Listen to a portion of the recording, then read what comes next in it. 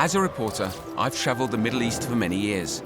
It's an area that has always fascinated me, but in my work, I've mainly covered its war zones, its crises, and its tragedies. This journey, which takes me down the Silk Road in the footsteps of Marco Polo, gives me the opportunity of exploring the great historical and cultural significance of this part of the world, its ancient melting pot of peoples and civilizations that have contributed so much to our own.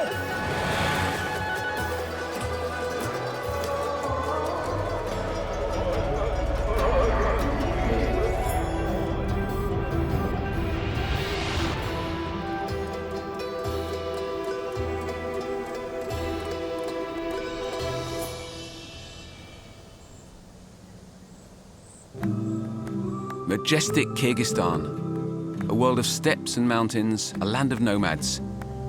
A Turkic ethnic group whose name means those who roam the steppe, the Kyrgyz warrior and pastoral tribes arrived here in the late Middle Ages.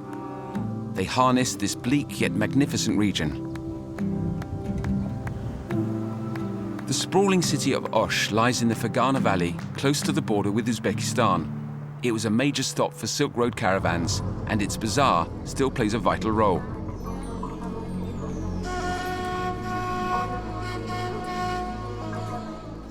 We've just crossed the Uzbek-Kyrgyz border, and on this side of the border, you really do feel as if you're on the edge of the world. Crossing the border was extremely complicated with all sorts of formalities. We had to walk across with our bags. Everything was scrutinized and thoroughly searched. We weren't allowed to film anything, obviously. On this side, it's more anarchic. It doesn't seem so centralized. It's very appealing too, and has a bit of a Wild West feel to it.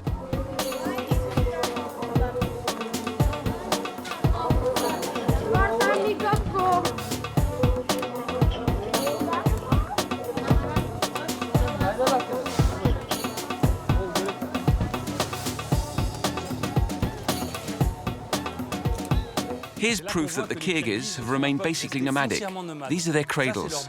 The special thing about them is that they can be taken apart, because the nomads are often on the move. And they have another distinctive feature, these cradles. They can be colored in velvet like this. This is because the nomads are often outdoors and their babies need to be protected from the sun and insects. The city of Osh lies at the crossroads of two Silk Road routes. There's the main route that heads east to China, and the route that dips south, climbs the mountainous region of the Pamir, crosses Afghanistan and leads to India. In Osh, traders would rest, stock up, or sell their goods at the bazaar, which is still one of the largest in Central Asia.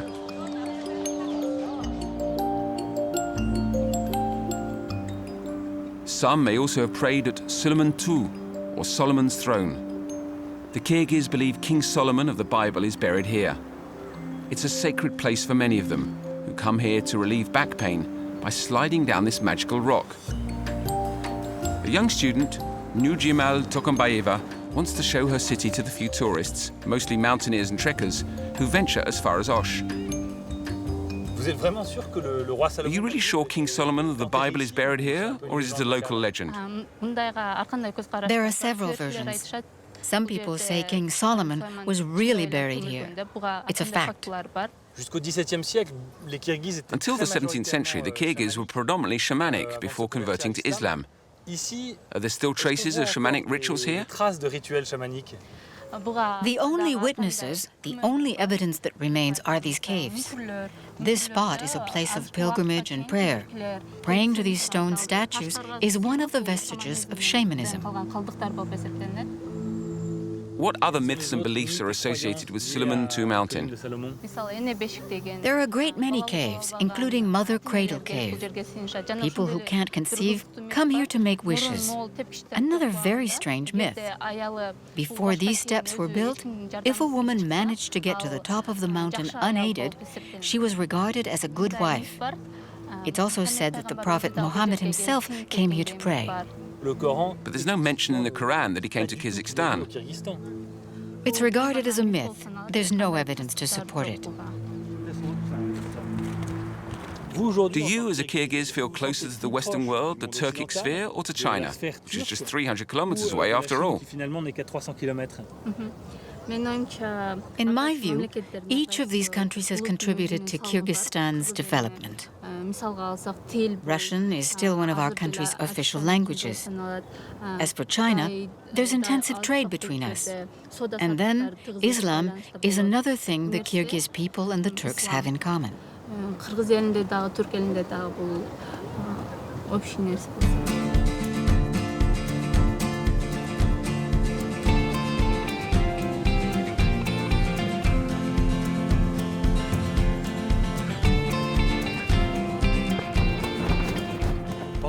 Throughout the 19th century, the Russians and the British, who came from the Indian Empire to the south, were locked in intense rivalry for control of this part of Central Asia.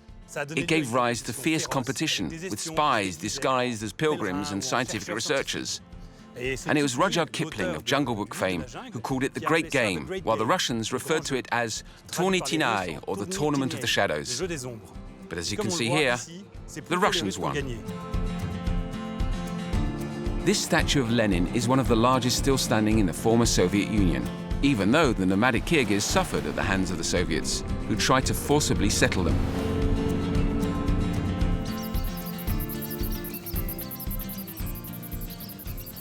Kyrgyzstan's strategic position at the crossroads of Asia's different civilizations still gives rise to power struggles, due in large part to the resurgence of Islamic fundamentalism.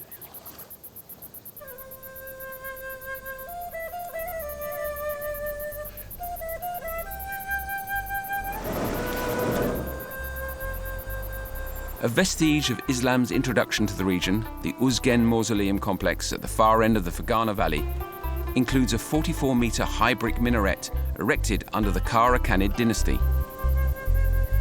Bizarrely, this Muslim monument is topped with a Buddhist symbol, as if to illustrate how the Turkic and Mongol peoples of Central Asia have always been torn between the rising and setting suns. Kyrgyzstan can definitely be described as the epicenter of the Silk Road. All the north-south and east-west routes of the old caravan road meet here.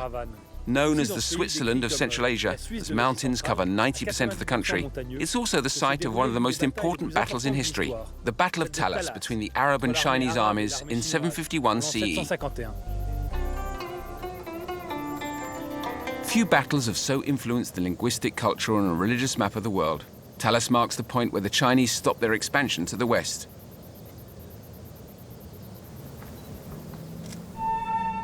A buffer zone, isolated due to its high altitude and never-ending winters, Kyrgyzstan has a population of 5 million and 3 times as many livestock in an area almost as big as Great Britain.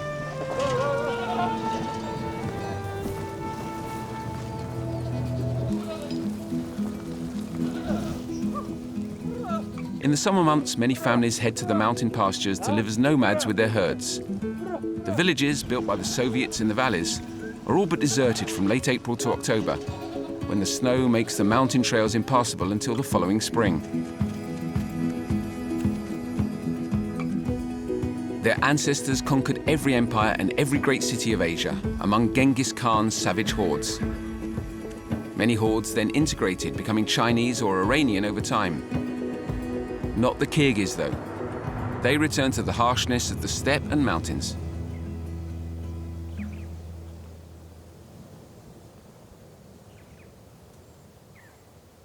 Given these landscapes, who could blame them for preferring their traditional yurts to the comfort of modern cities? Each family drives their herd to the clan's pastures. One such pasture lies on the shores of Lake Songkul. This is the ancestral land of the Sayak, one of the 40 great tribes of the Confederation of Kyrgyz nomads. It's so beautiful, it's a truly remarkable landscape. There's the steppe, but as well as that, it's the middle of summer, and there's this melted snow all around us. We're 3,200 meters above sea level. The air is very, very cool. There's an extraordinary sensation of freedom. There are no fences, no roads, no electricity pylons, no hassle. Hello. Assalamu How are you? Yeah, good, thanks. Alfred.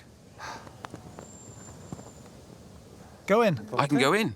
Okay then, let's go. Thank you.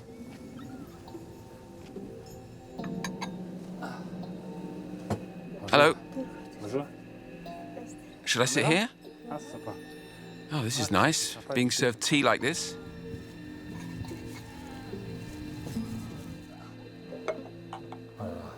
What a spread.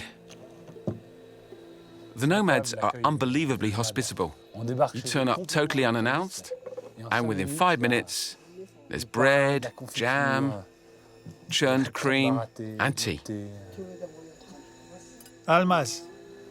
That's the boy's name. Hello, Almaz. He's a shy one, Almaz. Being knee-high to a grasshopper, I bet he's more at ease on a horse than with strangers. This is the nomad's great delicacy, fermented mare's milk. Right, I'm going to try it. Come what may.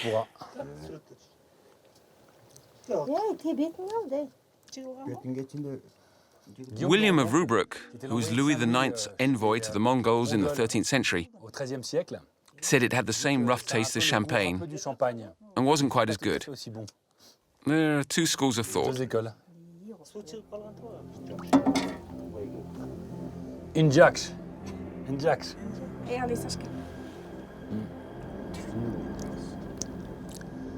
It's really, really strong. It actually tastes like cheese. I think it's slightly alcoholic. There's alcohol in it. It's tasty. It's like vodka. Vodka? Yeah, makes you slightly tipsy.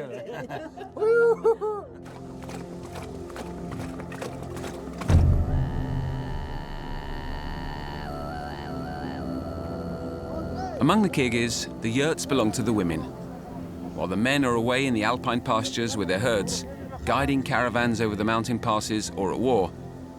The wives manage the household.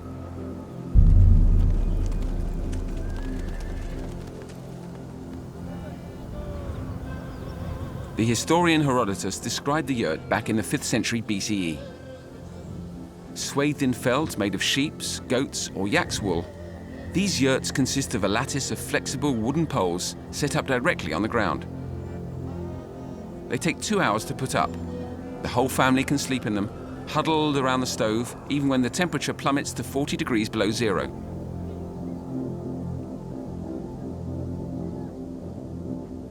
As you can see, there are no forests in these parts. So to make fires, to keep warm and cook, the Kyrgyz nomads use dried cow dung. It's here, drying. It explains the slightly fatty smell of the smoke, which isn't very pleasant. But as it's very windy, all's well. Legend has it, a Kyrgyz chief once gave 1,000 horses as a betrothal gift to a Chinese emperor in exchange for his daughter's hand. So the princess, Luchijun, left the refinements of court life in Beijing to marry the nomad chief and live in the alpine pastures. She's still famous in Kyrgyzstan for her poems, including this. The round tent is my palace, its walls are made of felt. Dried meat is my only food, kumis is my drink. Endlessly I dream of my country and my heart is all bruised.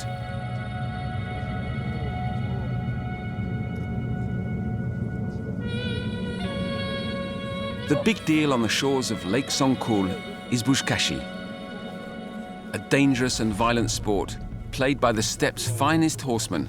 Buskashi, or ulak tartish in Kyrgyz, literally goat grabbing, involves battling for the headless carcass of an animal, which serves as the ball.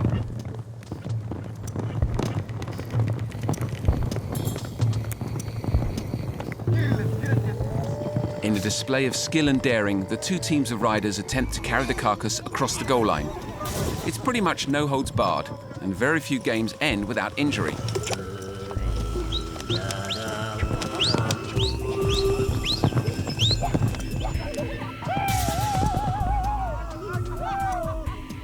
Along the Silk Road, I've talked a lot about Marco Polo, Ibn Battuta, Nicolas Bouvier, and Amin Malouf. But when I see these guys racing across the vast steppe in a game of Buskashi, can't help thinking of Joseph Kessel's The Horseman, a marvelous romantic book that has fired the imagination of generations of school kids. For me, it's a dream come true.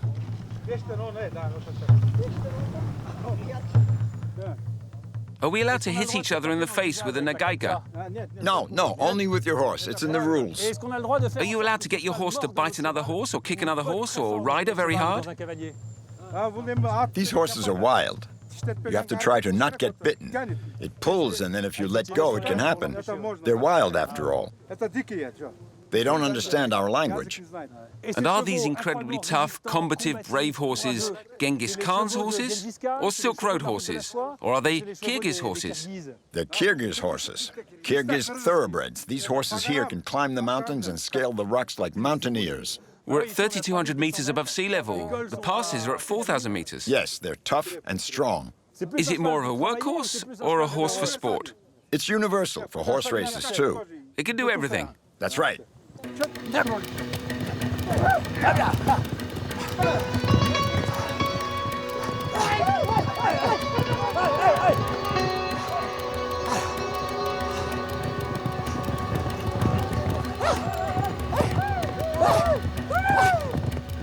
I'd beg, where did Ulak Tartish originate? Ulak Tartish is the legacy of our forefathers.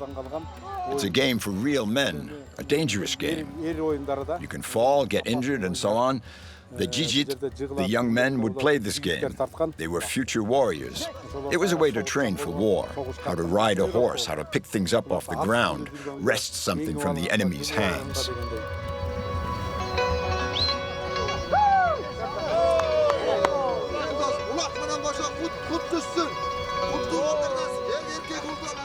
Even though Buskashi is no longer a way of training for war, as it was in the days of Attila and Genghis Khan, it is by no means just a game. These ferocious matches actually enable the nomads to select the best horses among the winners to preserve the combativeness and agility of this breed, which does them proud.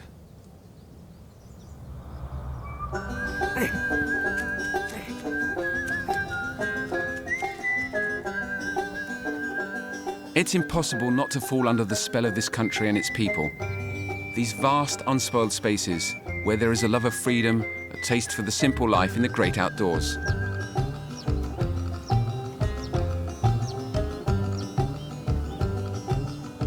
Although remote, the Kyrgyz mountains are less isolated than in the past.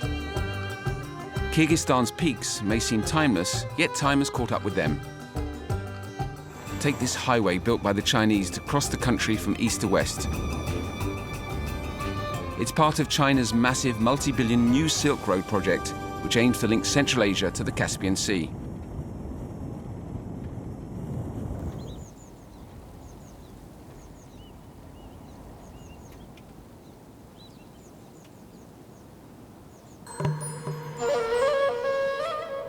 A land of nomads and yurts, Kyrgyzstan has little to offer in the way of historical remains. Isolated on the steppe, this unusual brick tower close to the capital, Bishkek, highlights Kyrgyzstan's place on the edge of two worlds. This tower dominates the ancient site of Burana, capital of the Kara Khanid Empire. It was built in the 11th century as a minaret, but around it are remains of earlier Buddhist temples and Nestorian Christian crosses. It's impossible not to think of the stone tower mentioned by the classical geographer Ptolemy, where, according to legend, caravaneers from Persia and China met regularly to exchange goods. The minaret actually postdates the legendary stone tower by over 1,000 years. No one knows for sure where the tower stood, and several other sites claim the honor of being the vestige of the ancient border. But there's no doubt, though, that Burana stands as testimony to Kyrgyz traditions. Thanks in part to these funerary steels. There's something moving about these nomad figures which, even after death, stand proudly facing the steppe, their faces burned by the sun and whipped by the wind. This is very interesting, a Bronze Age petroglyph dating from 800 to 500 BCE, which represents a totemic animal. It's a kind of big wild sheep with huge spiraling horns. And this animal, which is endemic to Central Asia, was named after Marco Polo. So here's the celebrated Marco Polo. These old stones erected on the steppe might seem modest, but they perfectly symbolize the Kyrgyz nomad's nature, pure, serene, and unchanging.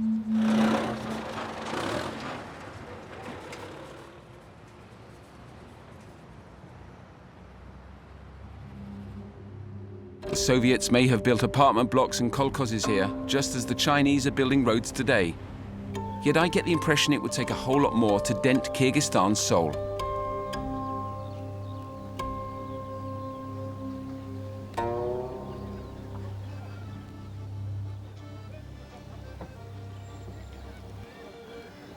The descendants of Genghis Khan's hordes still possess a love of the great outdoors. Like these retired Bishkek police officers, who prefer to gather around yurts when it comes to celebrating the good old days with plenty of vodka and Russian songs.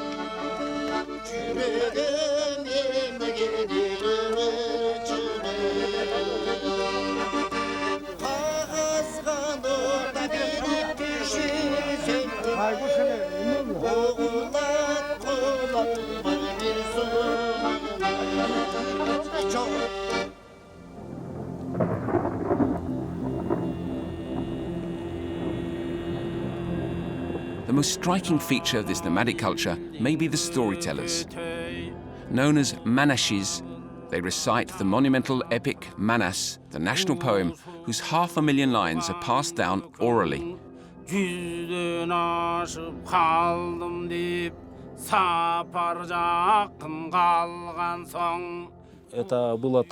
Something happened to me. I used to work as a legal expert. One day I saw spirits, first those of very large people, then characters from the Manas epic. Only after did I see the spirit of Manas in person. After that I was very sick and a healer came to see me because in his dream Manas had commanded him to come find me and tell me I was predestined to recite the Manas. How long did it take you to learn these thousands and thousands of lines? How did you go about it? I've been reciting the Manas for more than 10 years now. And even after so many years reciting it and knowing it in its entirety, I've never managed to recite the whole epic, simply because of the time it would take. I know it off by heart. I had 5 or 6 difficult years trying to enter the world of the Manas.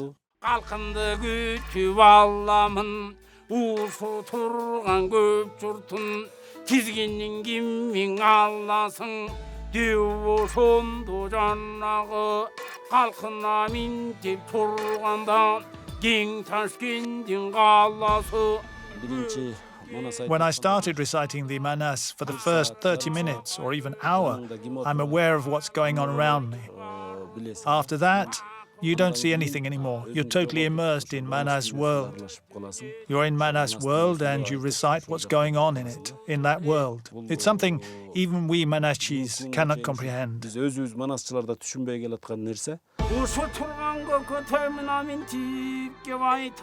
A healer and poet, Uyana Ismailov admits he's a defender of the old religion of the shamans. Although Islam prohibits it, he still prays to Tengri, the supreme spirit to whom his ancestors made incantations.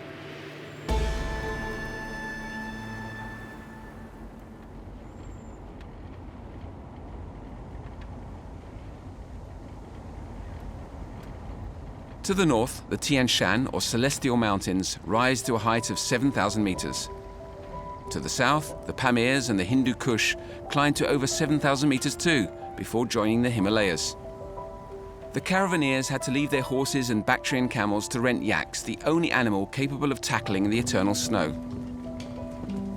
Even in such conditions, the trails were only accessible for a few months each summer.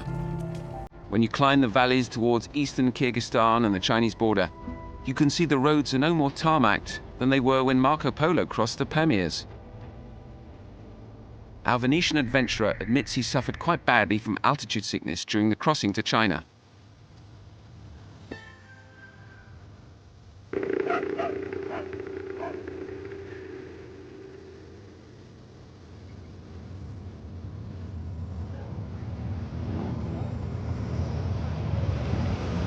The last Kyrgyz stop on the Silk Road is Tash Rabat.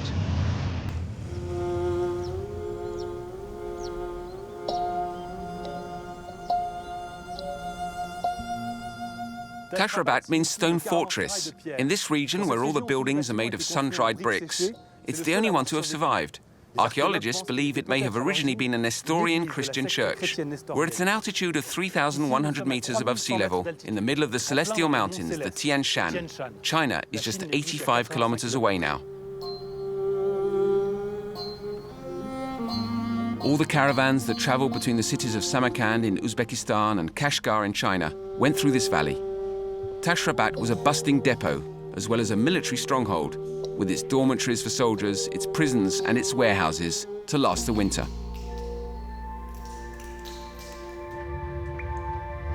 To me, few places seem so imbued with the presence of Marco Polo and his adventure companions.